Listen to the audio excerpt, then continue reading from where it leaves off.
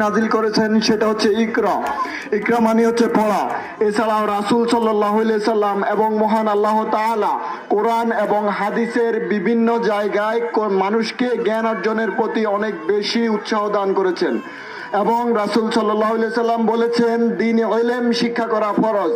দ্বীনি ইলম হচ্ছে যে আপনার দ্বীন, আপনার ইসলাম সম্পর্কে আপনার জানা, এটা আপনার ফরজ, এটা আপনাকে জানতেই হবে। এই জানার জন্যই আমাদের এই সকল মাদ্রাসা, যেসব আমাদের এই প্রতিষ্ঠান 1999 সালে প্রতিষ্ঠিত হয়ে বর্তমানে 2026 সাল ছুঁই দীর্ঘ 2 যুগেরও বেশি সময় ধরে আমাদের এই প্রতিষ্ঠান টিকে আছে আমাদের বাড়ির এবং আমাদের সমাজের অনেক মুরব্বীদের হাত ধরে। মহান আল্লাহ তাআলা ওনাদেরকে জান্নাতের উচ্চ মাকাম দান করুন। যারা এই দুনিয়া থেকে বিদায় নিয়েছে তাদেরকে জান্নাত দান করুন। যারা এখনো টিকে আছে তাদেরকে এই মাদ্রাসার সাথে লেগে থাকা তৌফিক দান করুন। আমরা যারা আছি আমাদেরকে এই মাদ্রাসার প্রতি আরেকটু আন্তরিক হওয়ার তৌফিক দান করুন। একটা অভিভাবক সমাবেশের উদ্দেশ্য হচ্ছে অভিভাবকের সাথে মাদ্রাসার শিক্ষকদের এবং কমিটিদের সাথে আমাদের কথোপকথন বা আলোচনা। আমরা আমাদের অভিভাবকদের থেকে শুনবো, আমাদের মাদ্রাসার যদি কোনো অসুবিধা থাকে সেটা সম্পর্কে জানবো, আমাদের মাদ্রাসা কেন্দ্রিক কোনো সমস্যা থাকলে অথবা আমাদের শিক্ষকদের কোনো সমস্যা থাকলে এই আলোচনাগুলো শোনার জন্যই আসলে অভিভাবক সমাবেশ।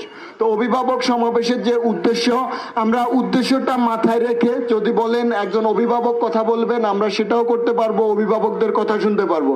তবে আমি অল্প কিছু কথা বলে আমি শেষ করি। যদি আমি এখানে অভিভাবক হিসাবে কথা বলতে পারি, আমার ছোট ভাই এই প্রতিষ্ঠানে আছে, অথবা বাড়ির ছেলে সন্তান হিসাবেও কথা বলতে পারি।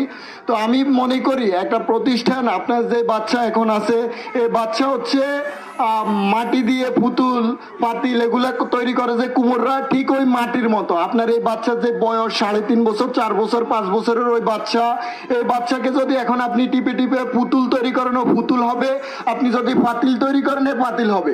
উদাহরণ দিচ্ছি, ধরেন একটা প্রতিষ্ঠান আপনি চাইলে অন্য যে কোনো প্রতিষ্ঠানে দিতে পারেন, তবে আপনার দ্বীনি ইলম শিক্ষার জন্য আপনাকে অবশ্যই মাদ্রাসায় দিতে হবে। আপনি চাইলে স্কুলে দিতে পারেন, স্কুল থেকে সে হাই স্কুলে যাবে, হাই স্কুল থেকে কলেজ ভার্সিটিতে যেতেই পারে।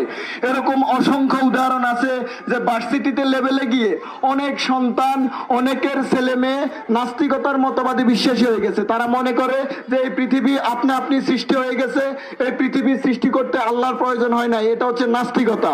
তো আমি মনে করি এই পর্যায়ে মানে হচ্ছে যে এইটা হচ্ছে তাদের বেস ভিত্তি। এই যে 3.5 বছর 4 বছর 5 বছরের একটা বাচ্চা, সে যদি শুরু থেকেই কোরআন সম্পর্কে জানে, যদি কোরআনের ইলম তার মধ্যে ঢুকে, অবশ্যই সে পরবর্তীতে এটা তার ভিতরে থাকলে অবশ্যই সে জানবে যে এই পৃথিবী তো